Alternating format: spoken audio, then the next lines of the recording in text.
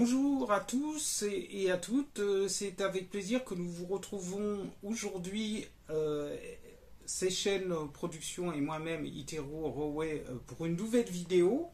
Alors le thème en est très simple et puis quelque part il est d'actualité parce que vous savez qu'en ce moment c'est la fête de Kwanzaa. Donc Kwanzaa, je le répète, est une fête qui n'est pas une fête religieuse, mais qui est une fête culturelle et qui concerne l'ensemble du monde panafricain. Et donc par rapport à cette fête de Kwanzaa, vous savez qu'elle a quelque chose à voir aussi avec la jeunesse, parce que c'est à ce moment-là qu'on peut sensibiliser la jeunesse à tout ce qui touche à l'esthétique, à la créativité au sein de la communauté, ainsi qu'à la solidarité économique. Donc pourquoi ne pas justement en profiter pour faire une vidéo que j'avais l'intention de faire depuis un an, et puis à chaque fois je repoussais l'échéance, et parfois c'était carrément un oubli, hein. Et donc cette vidéo qui concerne plus particulièrement la jeunesse est consacrée à Anténor Firmin, et le titre de cette vidéo d'aujourd'hui est Anténor Firmin expliqué à la jeunesse, sous-titre Analyse du racisme.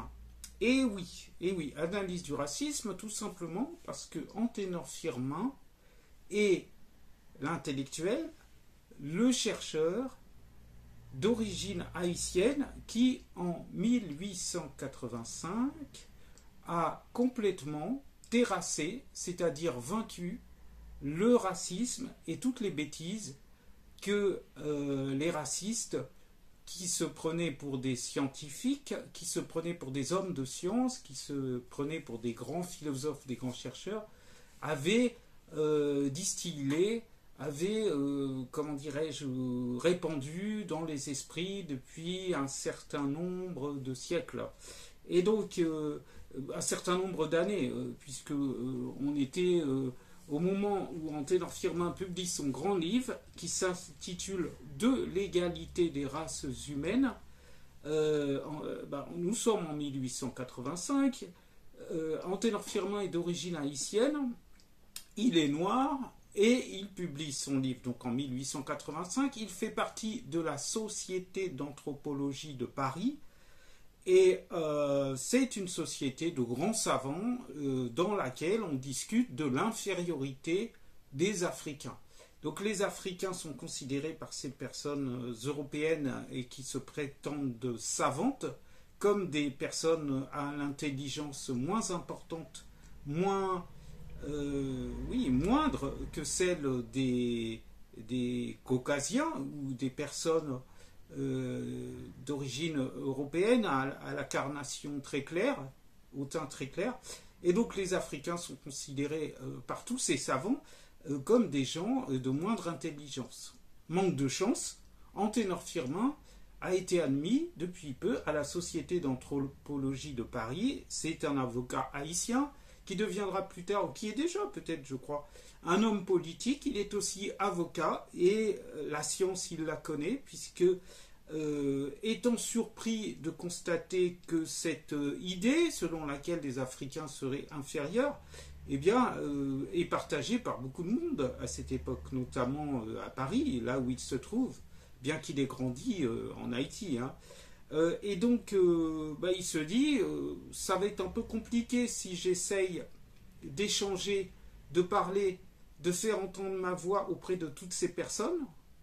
En plus, je suis le seul noir. Je ne suis pas du tout d'accord avec ce qu'elle raconte sur les gens qui me ressemblent. Mais je ne vais pas pouvoir me faire entendre parce qu'ils vont tous se mettre à crier et la conversation et l'échange va être très compliqué. Très intelligemment, Anténor Firmin décide d'écrire un livre. Et il entreprend une enquête très approfondie qui l'amène à faire des comparaisons, des remises en question, des analyses, par exemple sur une science qui à l'époque était très importante, qui s'appelle la craniologie. Alors à l'époque, ils avaient vraiment cette habitude de mesurer les crânes des êtres humains avec des instruments fait pour ça, ça fait penser un peu à l'outillage de bricolage. Et effectivement, c'était du bricolage. C'était ni plus ni moins que du bricolage et non de la science. Mais les gens étaient très sérieux. Et donc ils mesuraient à cette époque, l'Afrique était colonisée, je le précise, et d'autres parties du monde aussi, comme l'Océanie, comme l'Amérique forcément aussi, et j'en passe. Et donc, vu que ceux qui avaient le pouvoir des armes décidaient de ce qu'il fallait faire ou de ce qu'il ne fallait pas faire, finalement, les Africains n'avaient pas trop la possibilité de s'exprimer. Sauf que Firmin, lui, l'avait. Il faisait partie d'un pays qui avait gagné son indépendance dès 1803, proclamé son indépendance en 1804 et avait gagné son indépendance d'une façon très particulière, mais on va y revenir tout à l'heure. Et donc il avait cette liberté, lui, et donc il ne s'en est pas privé. Alors je disais qu'il a examiné la craniologie et il a vu que c'était n'importe quoi. Parce que quand on mesurait les crânes, eh bien c'était en centimètres cubes, il me semble, si j'ai bien compris. Et en fait, selon les mensurations qui étaient faites, eh bien, le Suédois venait derrière l'Écossais, qui venait à côté de l'Indien d'Amérique, le Congolais était juste à côté, et puis finalement, on n'arrivait à rien prouver du tout. C'était du vent. Et justement, dans son livre, Anténor Firmin s'amuse beaucoup, bien que son livre soit très sérieux, avec cette craniologie qui finalement ne prouve rien du tout. Et la preuve en est qu'aujourd'hui, en 2022, bientôt en 2023, puisque nous approchons de 2023, la craniologie n'existe plus, puisque le fait que c'était une vaste rigolade, ça a été mis à jour depuis longtemps. Mais déjà, Firmin, à l'époque où la craniologie était toute puissante, a fait en sorte que ce soit un château de cartes. Et puis qui s'écroule donc. Et puis, de quoi parle-t-il aussi dans son livre, Firmin? Il parle aussi de la fameuse civilisation de l'Égypte antique. Est-ce que vous savez aujourd'hui qu'il y a un comédien africain-américain très connu, un humoriste, peut-être que vous le suivez, parce qu'il fait des films qui plaisent au grand public, Kevin Hart a des problèmes actuellement avec le gouvernement égyptien, parce qu'il devait faire une tournée en Égypte, peut-être pour promouvoir un film ou participer à un spectacle, et il a dit, de façon publique, afin que tout le monde le sache, mais pour lui c'était banal, que les anciens Égyptiens de la période des pharaons étaient des Noirs. Et le gouvernement égyptien, qui est un gouvernement colonialiste arabe, n'a pas supporté. Alors qu'à l'époque des pharaons, les Arabes n'étaient pas si nombreux que ça en Égypte. Ils sont surtout arrivés récemment, c'est-à-dire au 7e siècle de notre ère, alors que la civilisation égyptienne pharaonique, si on veut être simple, commence, on va dire, en 3200 avant Jésus-Christ.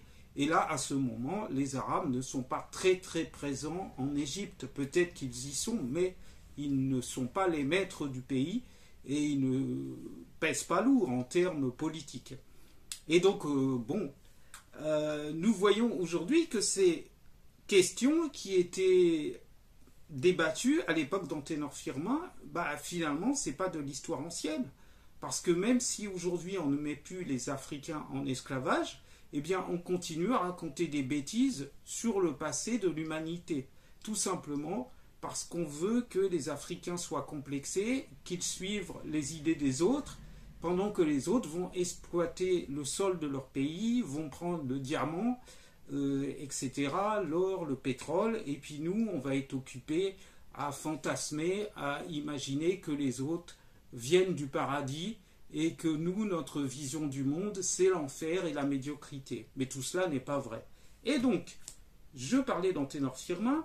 Anténor Firmin, bien avant Kevin Hart, dès 1885, nous dit que l'Égypte ancienne, celle des pharaons, non pas celle d'aujourd'hui, mais celle des pharaons, qui commence en 3200 avant Jésus-Christ, avec l'union de la Haute et de la Basse Égypte, c'est l'ancêtre de l'Union africaine finalement, puisqu'on a uni les deux terres, la Haute et la Basse Égypte, en 3200 avant Jésus-Christ. En 3400, il y a déjà l'écriture en Égypte. Et l'Égypte est toujours placée aujourd'hui sur le continent africain. L'Égypte n'est pas en Asie. L'Égypte est toujours en Afrique aujourd'hui, au moment où nous parlons. Et quand on donne des cours à l'école, on ne dit pas que l'Égypte se trouve en Afrique. On dit c'est l'Orient. Mais l'Orient, c'est quelque chose de flou. On ne sait pas vraiment où se trouve l'Orient, où il commence et où il finit. Le but, comme on dit, c'est de noyer le poisson dans l'eau et que finalement les jeunes élèves ou les jeunes étudiants aient une sorte de confusion dans l'esprit et imaginent que l'Égypte se trouve ailleurs que sur le continent africain. Parce qu'on veut nous mettre dans l'idée que le continent africain arrive après les autres.